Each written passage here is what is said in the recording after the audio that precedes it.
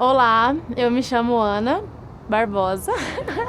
Estamos em São Paulo para mostrar o que tem dentro da minha Lady D-Lite Dior bag. Vamos lá? Bolsa pra mim é como se fosse escova de dente. Uso é indispensável e obrigatório. Eu gosto muito de usar ela lateral. Fica seguro, posso andar livre, leve e solta, like a bird. Com certeza, preciso do celular, quem não precisa de estar usando o celular hoje em dia. Segundo, sou modelo, Google meu nome, precisam de ter composites em bolsas de qualquer modelo. Claro, tem que ter. A minha bolsa é uma bolsa de uma pessoa super preocupada com o tempo. Sou brasileira? Sou. Brasil chove? Chove, galera. Vai vir a chuvinha, então é importante ter consigo. Também o que é bem importante é o evangelho do espiritismo.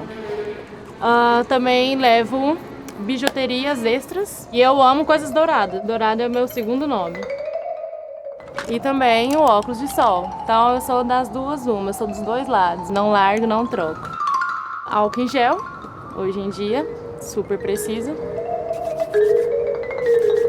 Também gosto de usar esse daqui também como proteção. Em prevenção, estou pronta para viajar a qualquer momento.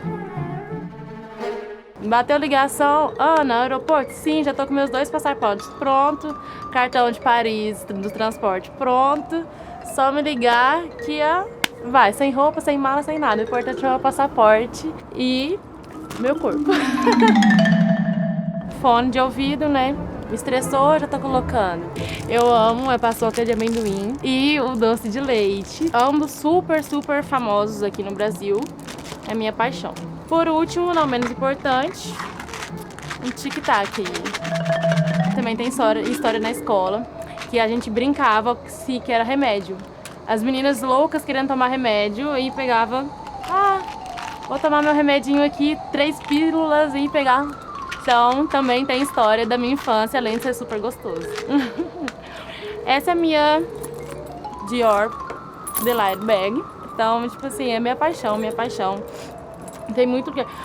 tá vendo? Olha só, eu tinha até esquecido. Gente! São 3 fotinhas. Meu ponto de base.